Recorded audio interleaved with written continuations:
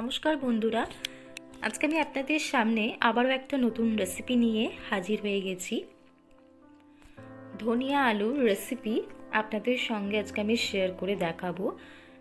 রুটি পরোটার সঙ্গে এই রেসিপিটা আপনারা বাড়িতে তৈরি করতে পারেন, দারুণ লাগবে খেতে।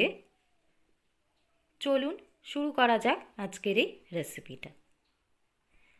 তো দেখতেই পাচ্ছেন কড়াইতে আমি দিয়ে দিলাম মোটামুটি 2 টেবিল স্পুন মতন সর্ষের তেল। সর্ষের তেলটাকে গরম করে নিয়েছি। দিয়ে দিচ্ছি এর মধ্যে 1 টিস্পুন মতন জিরে, গোটা জিরে আর কি। গ্যাসের ফ্লেমটা লো রেখেছি। দিয়ে দিলাম একটা মিডিয়াম সাইজের কুচনো পেঁয়াজ। তো পেঁয়াজটাকে একটু আমি 5 মিনিটের জন্য সটে করে নেব। তার আগে দিয়ে দিলাম 2টো কাঁচা লঙ্কা। গোটা কাঁচা লঙ্কাই ব্যবহার করেছি, আপনারা চাইলে কিন্তু এটা ফাটিয়েও দিতে পারেন। এর মধ্যে একটা পেস্ট আমি তৈরি করে রেখেছি। এখানে কিছু ধনেপাতা রয়েছে, একটা বড় সাইজের টমেটো রয়েছে, আর 3 কোয়া রসুন রয়েছে। তো সেটা আমি পেস্ট করে নিয়েছি। এরপর আমি এটা এর মধ্যে অ্যাড করে দিলাম। দিয়ে মশলাটাকে মানে ধনেপাতার কালারটাকে চেঞ্জ করতে হবে, ততক্ষণ অবধি কষিয়ে যেতে হবে।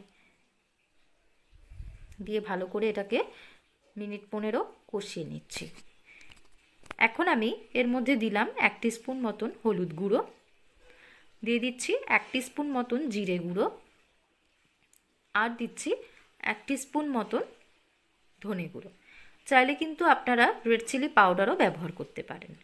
ভালো করে দেখুন কষিয়ে নিয়েছি, কালারটাও চেঞ্জ হয়ে গেছে। এবার আমি এর মধ্যে অ্যাড করে দেবো আলুগুলো। তো আলু আর মটরশুঁটি আমি দুটো বড় সাইজের আলুই বলতে পারেন কেটে রেখেছি এইভাবে, দিয়ে হালকা ভাপিয়ে রেখেছিলাম। আলু সহ মটরশুঁটিটা আর কি ভালো করে মশলার সাথে কষিয়ে নিচ্ছি। গ্যাসের ফ্লেমটা কিন্তু একদম লো রেখেছি, নয়তো কিন্তু পুড়ে যেতে পারে। তো এটা একটু মাখো মাখো হবে, গ্রেভি হবে না, খুব বেশি গ্রেভি হবে না। খেতে কিন্তু রুটি পরোটার সঙ্গে কিন্তু অসাধারণ লাগে।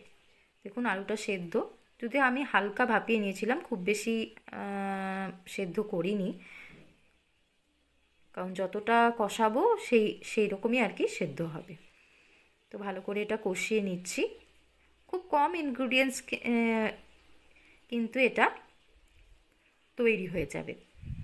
দিয়ে দিচ্ছি সামান্যতম নুন। যেহেতু শুকনো মানে গ্রেভি থাকবে না, তো সেক্ষেত্রে নুনটা একটু বুঝে দেবেন। দিয়ে দিচ্ছি অল্প একটু 1 টিস্পুন মতন গরম মশলাটা। রান্নাটা আমার কমপ্লিট হয়েই গেছে।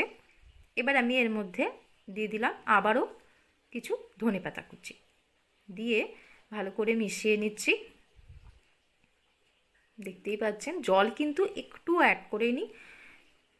বাড়িতে এটা আপনারা যখন তৈরি করবেন তখন বলবেন যে কেমন লেগেছে আপনাদের। আমি এবার গ্যাসটা বন্ধ করে দিচ্ছি আর এটা সার্ভ করে দেবো। তো দেখতেই পাচ্ছেন আমার এই ধনিয়া আলুর রেসিপি কমপ্লিট। কি সুন্দর দেখতে হয়েছে, খেতে কিন্তু অসাধারণ হবে। বাড়িতে এটা আপনারা অবশ্যই ট্রাই করবেন, আর আমাকে কমেন্ট বক্সে লিখে জানাবেন রেসিপিটা আপনাদের কেমন লাগলো। ভালো লেগে থাকলে চ্যানেলটাকে লাইক শেয়ার সাবস্ক্রাইব করতে কিন্তু ভুলবেন না।